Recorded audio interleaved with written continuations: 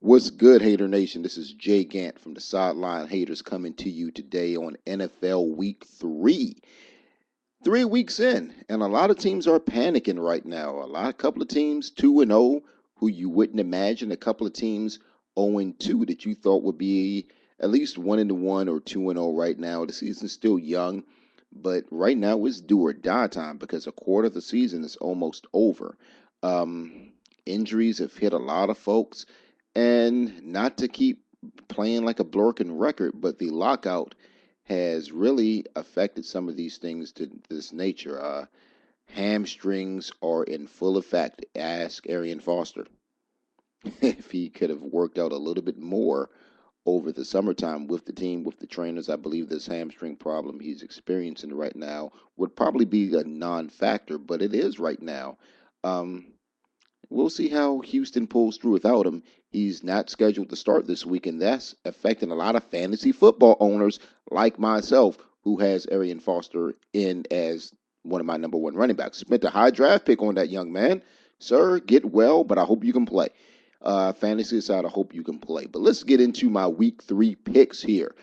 Starting off, the New England Patriots at the Buffalo Bills. Now, I'm going to eat my crow with mumbo sauce here. I did not think the Buffalo Bills would be 2-0 right now. Ryan Fitzpatrick is tearing the league up, and no one saw it coming.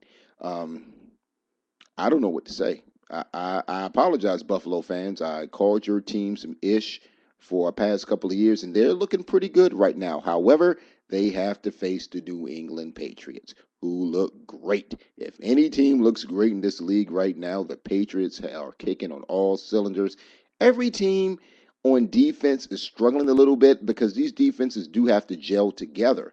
But the Patriots' defense and offense seems to be clicking. Offense a little bit more than defense. Tom Brady's doing his thing. He's thrown for almost 1,000 yards in 2 games, 800 plus. And I see the ball still rolling for New England taking out the Bills, but I don't think the Bills will take this beating laying down. Don't be surprised if the Bills win this, but I'm calling the Patriots. So I'm going to go ahead and put it up front. I'm calling the Patriots. Next game, the Jacksonville Jaguars versus the Carolina Panthers. Battle of the two rookies. Cam Newton. Yeah, everybody who's been hating on Cam Newton, I got some crow or some mumbo sauce for you that we do in D.C. The sideline haters, when you eat crow, you put mumbo sauce on it because we are from the District of Columbia. But yeah, Cam is serving crow with mumbo sauce to a lot of these folks who said he could not play. And he's doing his thing. Now, the Jaguars, I don't know what their major plan was. They're starting Blaine Gabbert this week, their new rookie. Um, if you get rid of David Garage, you might as well brought this man out from the gate. You're 2 games into it right now. I'm glad he's getting this chance, but I think Cam and the Panthers will be time enough for them playing in Carolina. Also, I got Cam winning his first game down there. San Fran at Cincinnati. Cincinnati has another rookie quarterback who is doing this thing too. However, I think San Fran is going to be a little bit too much for him.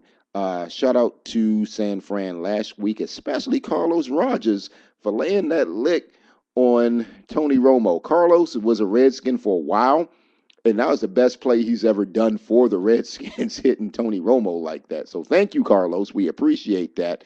Um, and I still think the San Francisco 49ers will beat the Cincinnati Bengals. Miami at Cleveland. Peyton Hillis is running like a wild man for Cleveland. Um, hmm, it's hard to call. I'm going to go Cleveland in this one. I just don't see Miami doing too much now. Chad Henning is looked pretty good. Looked pretty good for Miami, but that's really their only bright spot that I can call. If I'm wrong, y'all let me know. But I see Cleveland winning this one at home. Detroit at Minnesota. Who'd have thought the Vikings would be looking like they are right now? Not me. Donovan, is it? It may be over for Donovan. It just may. I like Donovan McNabb. I respect Donovan McNabb, but it may be time for that gentleman to just go ahead and take a seat after this season. I see the Detroit Lions with Matthew Stafford and Megatron, my man Calvin Johnson. I see them taking him out and putting their foot down in the NFC Central, or NFC North, as you may want to call it now. Let's move on to Houston at New Orleans. As I stated earlier, Arian Foster will not be starting at running back. He may see limited action. Their defense in Houston is still a little shaky, though. New Orleans offense is still clicking. I'm calling New Orleans in this one. Going on to New York and the New York Giants at the Philadelphia Eagles. Michael Vick has been cleared to play. They're putting a special helmet on him to help prevent concussion reenactments from happening again. And I see Philly taking out the Giants. The Giants they don't look that good. They're 1-1. The defense looked horrible against the Redskins. Their offense was very stagnant. They played a okay game against the Rams last week. I just don't see it for the Giants. I see the Giants going down, being 1-3 after this, and I see the Eagles winning this game. Denver at Tennessee. Chris Johnson, fantasy owners are waiting on you to run the ball, sir. And I think they will get their wish granted this week when they play the Denver Broncos. I see Tennessee in this one. Oakland will be hosting the New York Jets. I like Oakland, but I don't like them that much. I have the Jets in this game here. Kansas City, who has lost Jamal Childs for the year. Um, Kansas City has to face the San Diego Chargers. And the Chargers lost one against the Patriots last week. I see the Chargers bouncing back and beating the Chiefs. Baltimore at St. Louis. I'm calling Baltimore to bounce back from a loss last week to win over the Rams. Arizona at Seattle. I'm calling Arizona to win that game. Atlanta at Tampa Bay. Battle of the NFC South. Hmm. This is my upset of the week here. I'm calling Tampa Bay to win this one. And Tampa Bay, remember, last year was a 10-6 team that didn't make the playoffs.